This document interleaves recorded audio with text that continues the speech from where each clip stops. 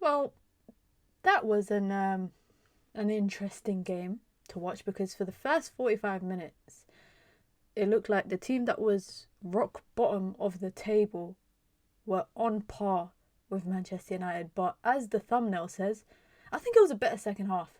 But I'm taking it with a very, very, very small pinch of salt. Because, let's be honest, guys, the fact that we even came into this game speculating and discussing, oh, if Manchester United drop points to Wolves, if they lose, if they drop, that should be illegal in itself. That should be illegal in itself. And Man United get the job done, 3 points and some standout performances, especially in the second half. And Man United step up to 6th in the table on 25 points, on par with Chelsea, and just a point off of top 4. But you guys know me, I'm not the kind of person that gets caught up in this. We're this many points off top 4, this many points off top 6. I take every game as it comes. We've got so much to talk about, so be sure to hit the like button. Be sure to subscribe as well if you're new here. Now, let's start with the lineup, because it's practically the only player I think is Mount that's come in as a from the last game. I'm not fond of Matheus Cunha in the 9. I've said it before. I don't really like him playing in the 9, but today he should have had a brace. Some opportunities were on a plate for him. Some opportunities he was grabbing it by the scruff of the neck, trying to create something for himself. Sometimes when I watch Matheus, I feel like he's quite, I don't want to say erratic in possession, but I do feel like he's quite forceful. He's quite forceful. And sometimes he might not make the right option, and sometimes he might make the better option, and sometimes he might just take it all the way himself. For example, today, he won 7 out of 17 ground duels. He found himself firstly in his old stomping ground, and for that reason, I would have expected him to put on a bit of a show. You know, try score a goal. The game started with a couple of boos for him every time he touched the ball, but it fizzled out as the game went on. I just felt like he's trying to. I feel like he probably feels the weight of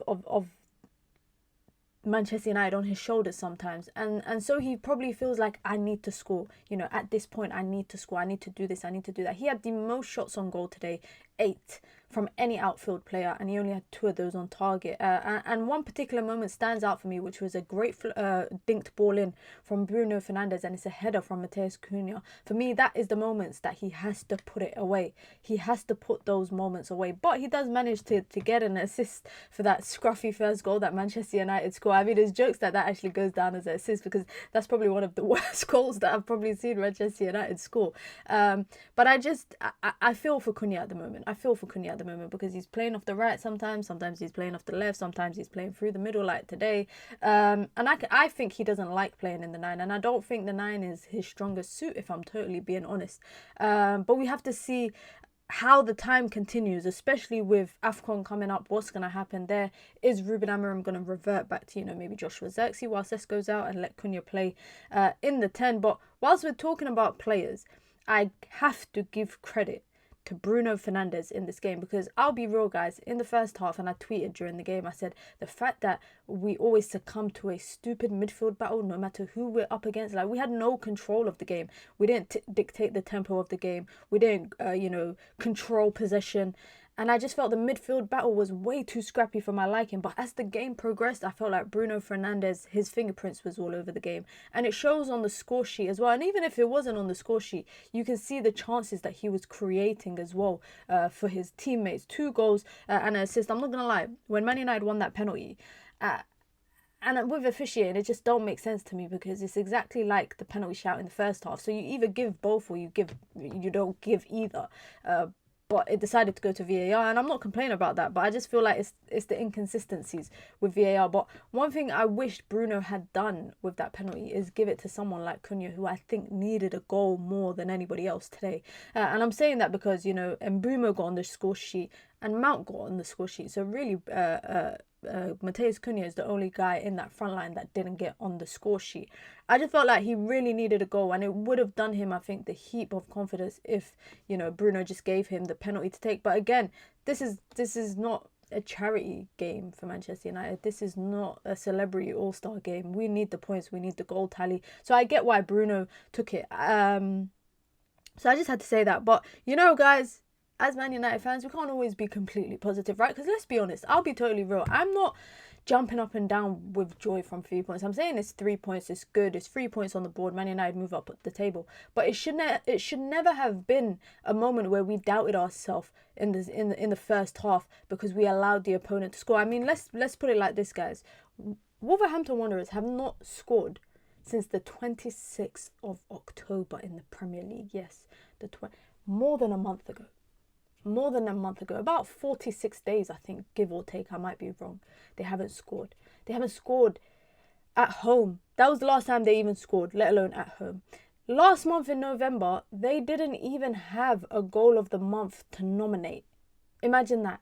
Imagine that. They didn't have a goal. So they're probably laughing now because, yeah, they got their issues and they're getting relegated. And I'm not going to lie, I say this all the time, but this has to be one of the worst Premier League teams that I've seen. I don't even think the teams that got relegated last season were this bad. But now we've given them a goal to pick from for their December goal of the month. And yes, in hindsight, it would have been nice for Manchester United not to give them that goal. It would have been nice for Manchester United to keep a clean sheet. We haven't kept a clean sheet in a number of games now. And despite the fact that we're playing a back five, we're still conceding goals. So there are still questions to be asked. Don't think 3 points here at Wolves at the Molineux kind of papers over the cracks. It doesn't.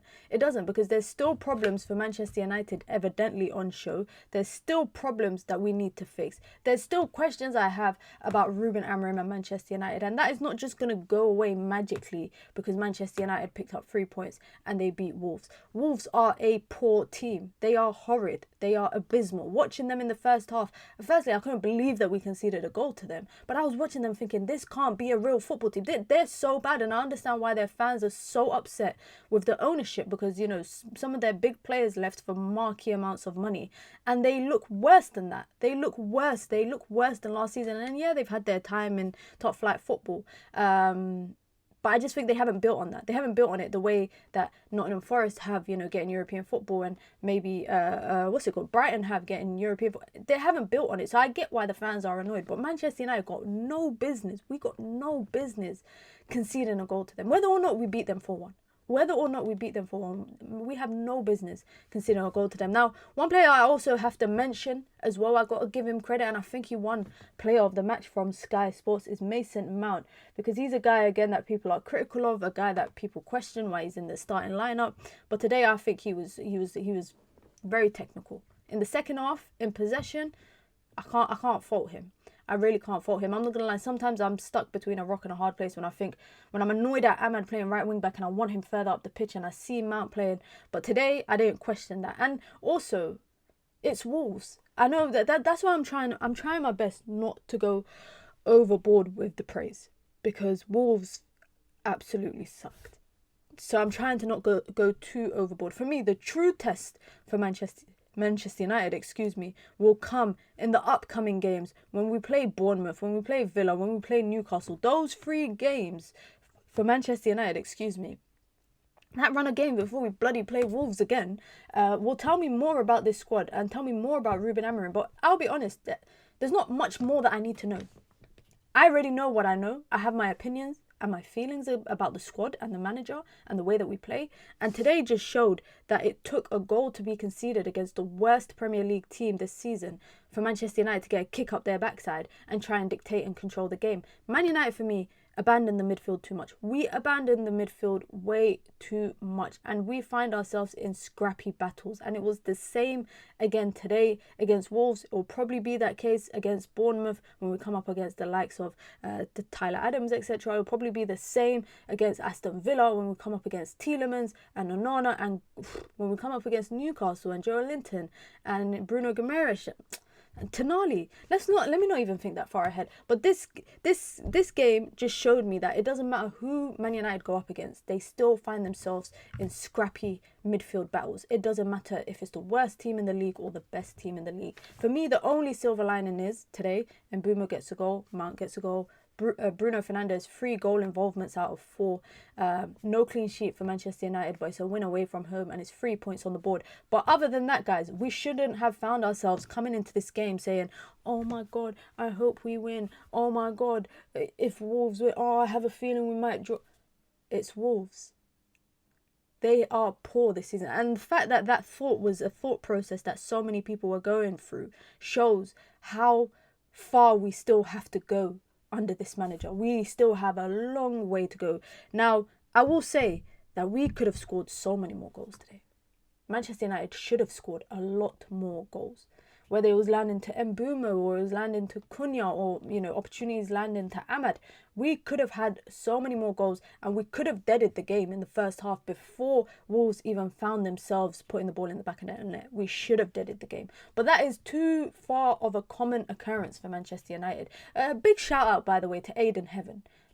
Aiden Heaven, for me, big shout out to him because he had a rocky game last week and today I think he composed himself very well in the central centre-back role. Again, the thing that I don't get is Ruben Amorim deciding to make a double central centre-back change. I get Licha needs those minutes in his leg, but I just don't get it. You can bring on Shea Lacey, like you're up 3-1 at that point. Just let the kid have a debut.